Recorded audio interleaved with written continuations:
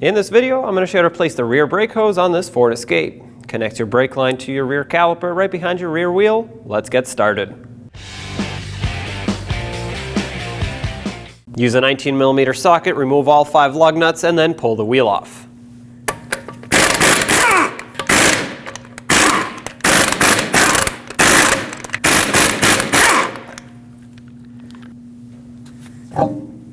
From the back side of the caliper, you can see where the parking brake cable goes through this lever. We have to push on this lever. I'm using a pry bar. It is spring loaded, and just be careful that your pry bar doesn't slip. And once you press it in enough, you can slip the cable out of it.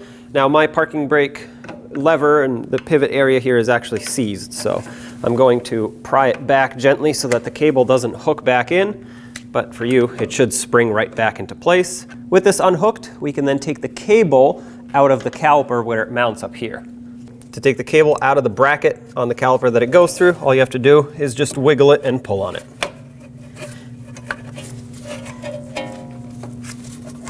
Set that aside.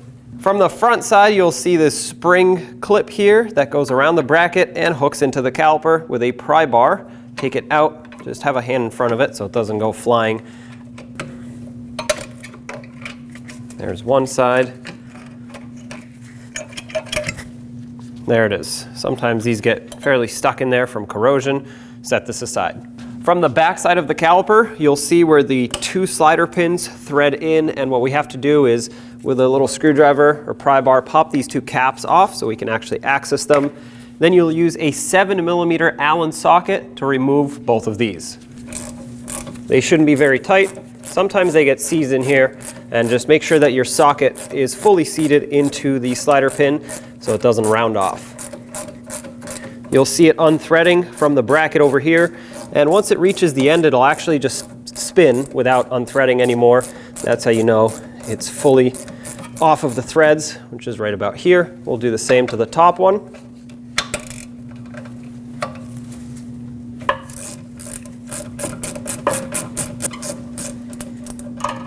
Once you have them unthreaded, take your tool out, and to make things easier, I like to just push them through a little bit with a pry bar. That way they don't get hooked back onto the threads once we pull the caliper off. Now grab the caliper and pull it straight off of the rotor and the pads. Sometimes this is a little bit stuck in here. Make sure it's not the slider pins that are causing it to be stuck. If that is the case, simply pry them out a little bit more. And if that's not the case, it's probably just stuck here from rust and debris. So use a pry bar and gently pry it off.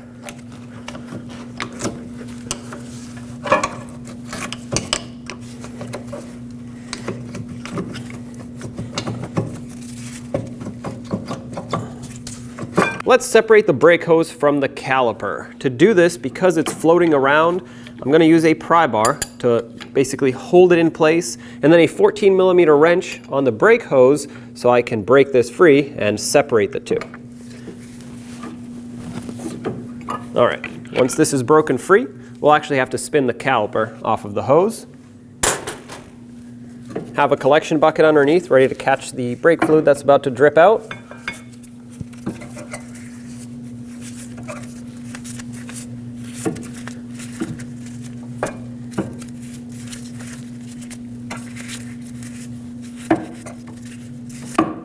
Okay, there it is. Let that caliper drain. I'm just going to pinch this off right here with some hose pinching pliers. Now, I would not do this to a new hose, so when we put the new one on, we'll just quickly put the caliper on, but this is the old one we're discarding, so I'm good to pinch this off just to restrict the brake fluid for now.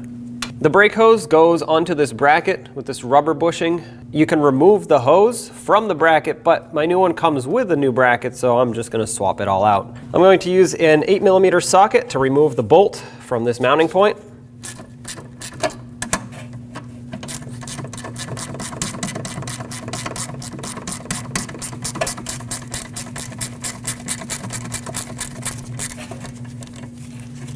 Take that off. The bracket should come off now.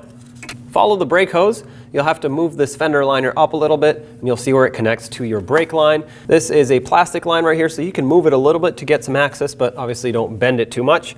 Use an 11mm flare nut wrench. It grabs on to these brake fittings a lot better than an open-ended wrench. Break this free and have a collection bucket underneath because brake fluid will continue to leak as this gets unthreaded. We'll remove the fitting completely. All right, now let's take some pliers and remove this clamp that holds the brake hose onto this bracket. Twist it and pull on it. Just going to help it along with a screwdriver.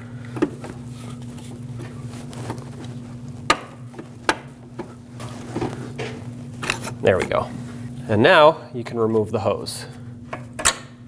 There it is. Take your new brake hose, slide it into the bracket, and make sure it is locked in. It's keyed, so it's not going to go in any direction. And just to fully lock it in, I'm going to take this clip, tap it in.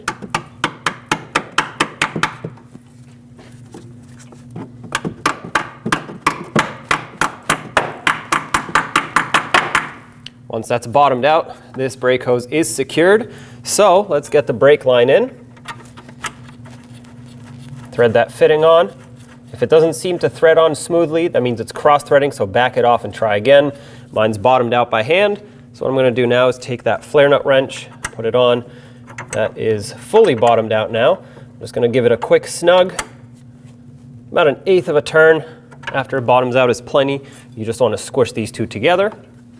Let's reattach this bracket, spin it around if necessary, and put the bolt back in.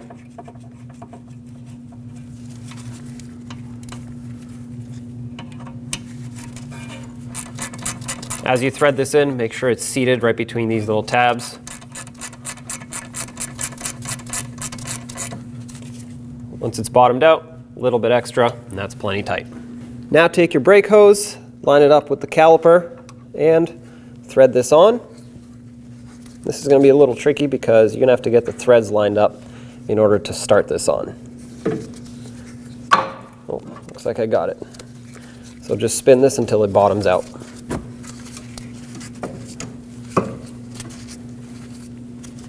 Take your 14mm wrench, snug this up, do the best you can. I'm not going to put a pry bar on it, not only because I don't want to damage the new caliper, I also don't want to over-tighten this fitting. This just needs to get snugged up a little. Perfect. That was about 1/8 to 1/4 turn after it bottomed out.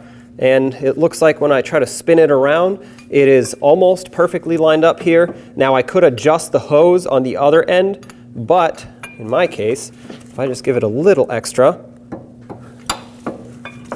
that's good right there. Rinse the area off with brake parts cleaner. Now take your caliper, slide it over the pads and the bracket, line up the slider pins, hold it in position, and get these started.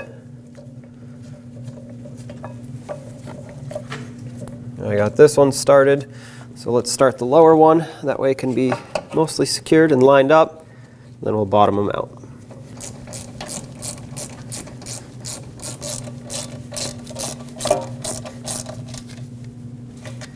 .21 foot-pounds is the torque for both of these slider pins.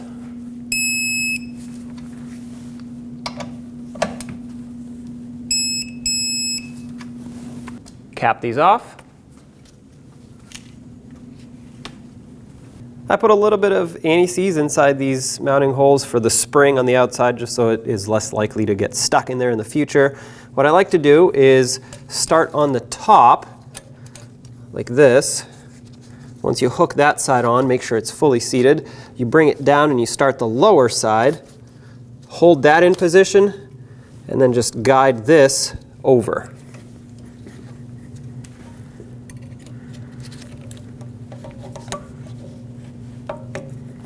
There we go. Make sure that's fully seated, and this secures your caliper on the outside. Let's get the parking brake cable reattached. Bend it down so it can go right through this opening, then slide it all the way in. What we have to do now is move the cable out of the way and then push this lever in, and this will snap the cable right back into its spot. Just like that. Perfect. Now remove the bleeder screw cap, and with an 11mm wrench, open up the brake bleeder. We're going to do what's called a gravity bleed, so we'll let gravity pull the fluid down into the caliper and push all of the air out. The gravity bleed should take care of most, if not all, of the air that's in the system. However, you may still need to do a full manual brake bleed, which you'll see how to do at the end of the video, but for now, let's wait for a steady, clean trickle of fluid with no air bubbles so we can finish our gravity bleed. We have a steady trickle of fluid out of the bleeder screw, so I'm going to close this off.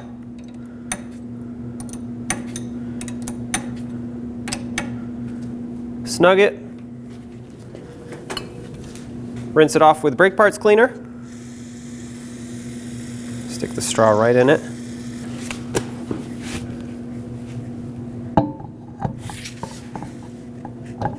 Let's get the wheel back on.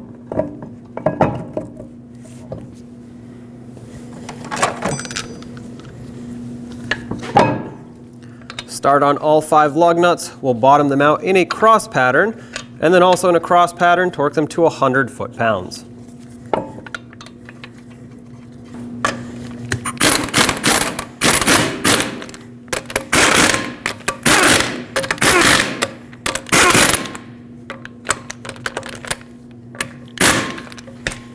Once again, 100 foot-pounds in a cross pattern.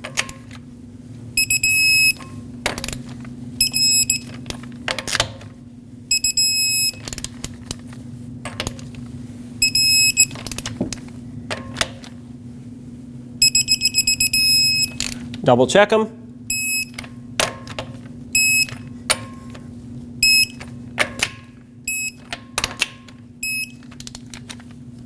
Under the hood, towards the driver's side, attached to the cowl, you'll see your brake master cylinder reservoir. Remove the cap. Looking closely at it, it'll say to only use DOT4 brake fluid. I have DOT3 and 4. It's compatible for both, so that's what I'm going to use. When doing a full manual brake bleed, I like to remove all of the old fluid that's in the reservoir so I can start with fresh fluid. Use whatever tool you have that'll remove the fluid. I'm using a fluid extractor, and I'm going to do my best. You're never going to get 100% of it out, but just take as much out as you can.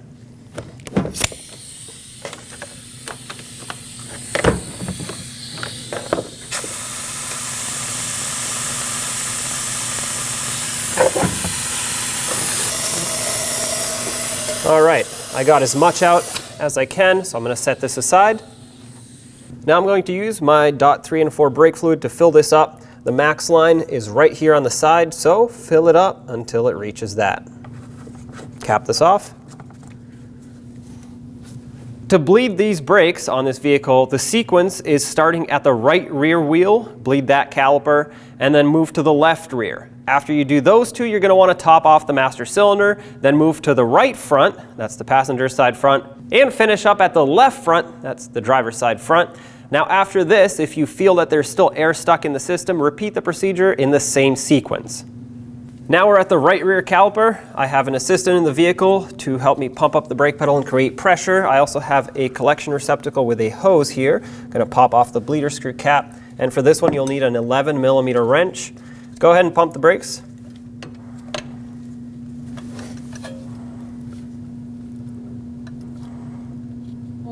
All right, they're holding pressure, so I'm going to crack this open. I hit the floor, so I'm going to close this off. Go ahead and pump again. We're going to do this until we have clean brake fluid with no air bubbles coming out of this bleeder screw.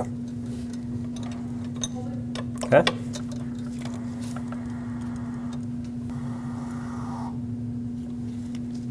All right, you can let go of the brake pedal now. Take this off of here, and if you spilt any brake fluid, go ahead and clean it off. And of course, cap the bleeder screw so it doesn't get clogged up. Now move to the left rear and do the same to bleed that caliper, and then of course top off the master cylinder. Now top off the master cylinder all the way up to the max line, and then cap it off. Our master cylinder is topped off, and we are now at the right front caliper. We'll do the same thing, except this one takes a 10mm wrench instead of an 11. Pop the bleeder screw cap off. I'm going to connect my hose. Go ahead and pump, please.